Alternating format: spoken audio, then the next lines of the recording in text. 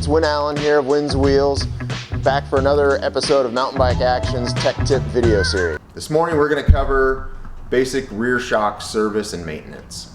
Alright, first thing you're going to want to do is remove the rear shock from your bike, and then we're going to work on it on the bench.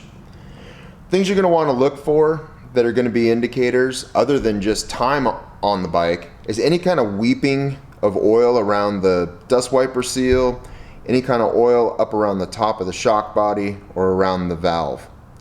Before we dive into this, we want to make sure that we clean those areas so we don't introduce any kind of dirt or foreign bodies into the inner workings of the shock. Alright, so for cleaning up the shock body externally, we'll just take a degreaser. We're going to spray a small amount onto the shock and then use an old toothbrush, seems to work best, and just brush any of that dirt, oily dirt, residue buildup that would be on the shock, and get that all off so none of it can fall into the shock when we open it. Also want to hit just quickly around the dust wiper area. Same thing. Just going to brush that off. And since we're working externally right now, it doesn't matter if we're using a lint-free towel or not, but we will switch over to lint-free when we're inside. Go ahead and wipe that off. You need to get any of that degreaser inside. If you have an air compressor, you could blow this off as well. Just make sure you're wearing safety glasses. Alright, so now we're going to move up to our bench vise and clamp it in the eyelet here using soft jaws. You don't want to use steel jaws, you'll damage the shock.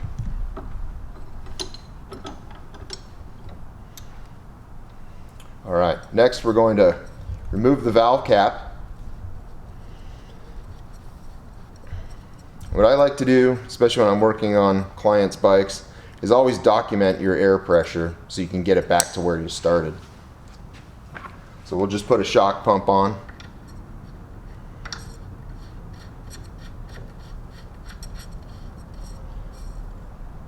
Get that reading. This one's at 110. Then I like to, I'm still thinking about it, is take one of our lint-free towels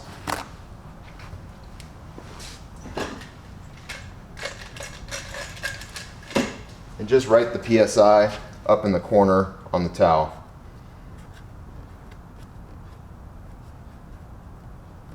That way, if you get distracted or busy, you can always get back to it and know what it was. Next, we're going to take a thin-bladed screwdriver and cover the valve and depress and empty out everything that's in the shock. If you try to take this apart with air pressure in there, you will hurt yourself and anybody else around you. Also, if you're working on a double eyeletted shock like this, a secondary safety precaution is to just put a rag through the lower eyelet. That way, if there is negative air trapped inside here, we get to the end of the threads and it can want to shoot the air sleeve off the bottom. This way it won't damage you or anything around it. So typically these air cans are just hand tight. Every once in a while you'll get one that's been put on by a gorilla, and you can take a wrench strap like this and use it on your air can, cinch that up, and you can remove it that way if need be, but typically you're not going to need that.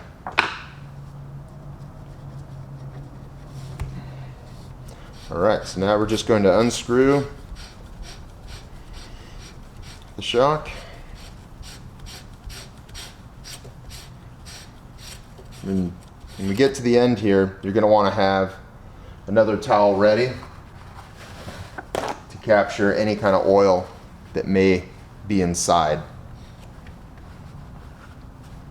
Now that we have the air can off, we know it's not going to blow off the bottom. We can remove our rag from the eyelet and pull the shock air can off the rest of the way. What I like to do is turn the air can upside down and start to let it drain all the old oil out of the inside. wipe all this up. That way it keeps it from dripping on the floor. We can start to inspect the shock. So some of the key things while we're inside are going to be this shaft here. We're going to want to turn the shock, look around, make sure that this is gold all the way around. If it's silver, there is some major damage there, and that's going to require going back to Fox for a major service. Also, we're going to want to take a look here at the stanchion and make sure that we don't have any kind of marring or scratching or wearing, down to that silver, just the raw aluminum. This all looks good here, so we'll put it back in our vise in the soft jaws and start the rest of our service here. So first off, what I like to do is go ahead and remove your seals and the white backup spacers here, and all you have to do is just squeeze and it will actually come up and you can roll them down. You really want to try to avoid using any kind of tools, especially anything metal tipped. You can slip off and scratch these surfaces, and these need to be airtight surfaces, so if you scratch them, it's not any good at that point. They'll have 2 plastic backup spacers as well. You go ahead, wipe this area real well. If you have a lot of buildup in here, you can take isopropyl alcohol and spray this area, but typically wiping it out thoroughly will be enough for it.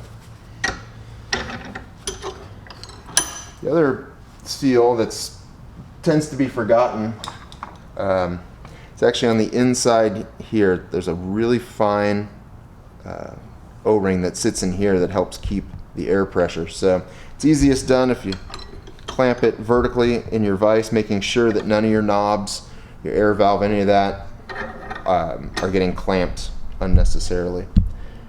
So in this, I really try to use a plastic or a wooden pick to pull this inner O-ring out. Again, wanting to make sure we don't scratch or damage any of the surfaces.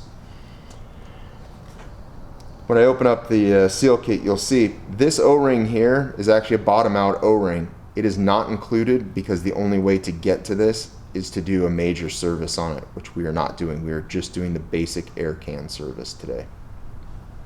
I'm going to go over to the air can itself. I'm going to wipe out the inside because it should have oil in it as well. I'm going to make sure that that's extremely clean in there. Then you'll notice here at the end we have a dust wiper seal, which we're going to take out. And we have a similar arrangement of backup spacers and seal. So what I like to do is take out that inner seal first, the black one, and just, you're going to push at it. If you can with a plastic pick, or if you're extremely careful, you can use a metal pick and just ever so slightly pierce the outer edge of the rubber. You don't want to scratch that inner surface. That will lift out. And you can see we still have those 2 backup spacers there. Just going to ever so gently pierce them and push inward. There's one. Again, making sure we're not scratching anything as we go. Push the second one in, comes out the bottom. The seat where that seal is needs to be extremely clean. If that seal can't sit down flat in there, you will potentially have air leak and or dirt entering the air can. So we get this real clean. I like to also hold this up to the light. As you hold it up to the light, you're looking for any kind of scores or scratches vertically inside the air can. If you see any of that, the air can will need to be replaced because that is a sealing surface. That's what helps hold the air in. All right, now that we have everything out of the shock as far as the seals that we're going to be working with. We're going to take our brand new pack, and this will have seals for multiple generations and models of rear shocks from a specific manufacturer. So this happens to be a Fox that we're working on. So you're going to have your pillow pack of the float fluid, which we'll get to when we're reinstalling, our wiper seals, our white backup spacers, the air can seal here, the inner seal for the main body. This is going to be our travel indicator, our travel O-ring for setting up sag or seeing how much travel you're going through on any given ride. More of your white spacers. And then this here, you have a large arrangement of O-rings, and it's best to lay these out because they are all different sizes. And what I will do and would recommend you do is clean up the O-ring that came out of the top of the shock body and just lay your old one on top of the arrangement here and find the one that best fits your specific shock. Alright, we've located that. I want to make sure we discard the old one, hold on to our new one, and then just set these other ones off to the side. I'm sure you can find a use for them at home for something else. Alright, so we're pretty much going to just go back through the shock in the reverse order that we disassembled it. First, we're going to start off with our white backup spacers, and it's easiest to get these in if you bend them up into kind of a potato chip or taco profile, if you will. And they will go in. Yeah, put one in first, and then you will have your black rubber seal. And I like to just put a slight bit of Slick Honey, or you can use some of the fluid that comes in this pillow pack, and just a slight coating on all the surfaces to help make sure you have a nice, smooth operating and airtight fit. Again, we're going to bend this up into that potato chip shape, put it inside, making sure the whole time that it's laying down flat. Take our last white spacer here, again bending it up into that potato chip shape. And this last one can be a little tight to get in, so I find that holding it with my finger and then working the edge around will keep it from jumping out on you.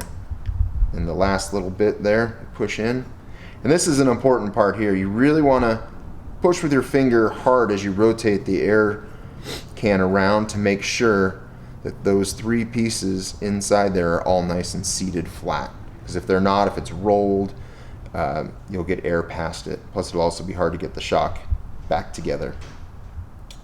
Finally, for the air sleeve, we're going to want to install the dust wiper, and that you really don't need to distort up at all. It will go in quite easily.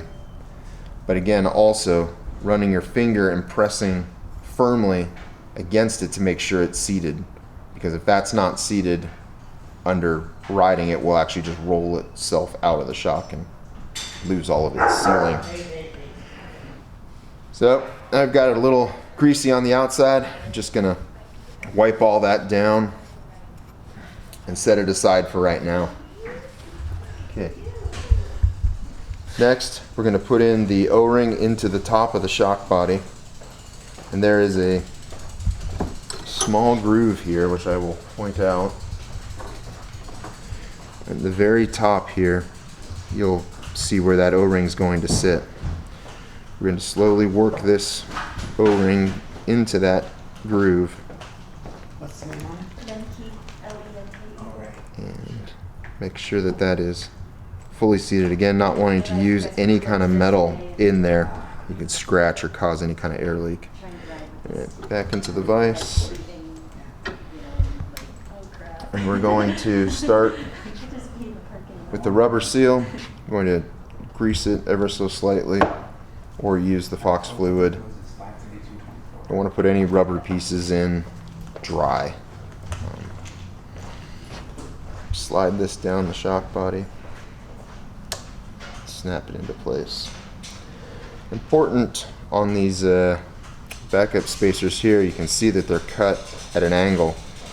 When it's installed, those two surfaces need to mate up and have a flat surface there. It's not directional other than that. Slide it down, put the lower and on first. Gonna look, make sure that we have that lined up like it should. Take our second.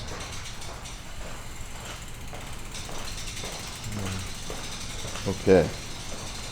Now we are ready to reinstall the air can.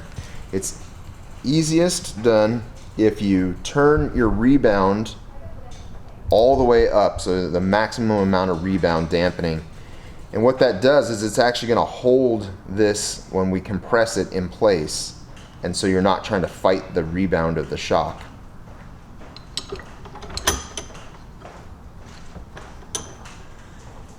Right there. We're going to slide the air can over. At this point, we're going to use the contents of this pillow pack of fluid. Just if you angle your shock down ever so slightly, you'll be able to put in the entire pillow pack there and it will not spill out. So now we're going to push from the bottom, the lower eyelet here, and compress the shock. And now while it's compressed and the rebound is working in our favor, it's not trying to pull the shock back apart, we can run this down. And again, we're only going to tighten this hand tight. There's no need to put a tool on this ever. Okay, so now for our final bit here, we're going to re-pressurize the shock to our 105 that we noted. That will be time to get this back onto the bike. Start to see it separate out there, fully extend, pump. Now what we're going to do is install our travel O-ring, which just slides down and sits up against the wiper seal here. One other important piece is that when you do a service and you're winding up this air can, it can rotate the shaft, and now the two eyelets are out of alignment. All you just take anything you've got that's close in diameter, and you can rotate this back so they're both eyelets are in line with each other. It'll make the reinstall much easier. Your final piece, just make sure you reinstall your air cap. You don't want to get any dirt or mud jammed up in there. And this completes our basic air can service, which varies from manufacturer to manufacturer, but it's on average about 50 hours of riding you're going to want to perform that service. Thanks everyone for stopping by the shop. I really appreciate it. If you want to catch up to the videos we've shot before, hit the link below. You want to see what's coming in the future? Hit subscribe. I'm going to get back to doing what I do best, and that's wrenching. See you next time.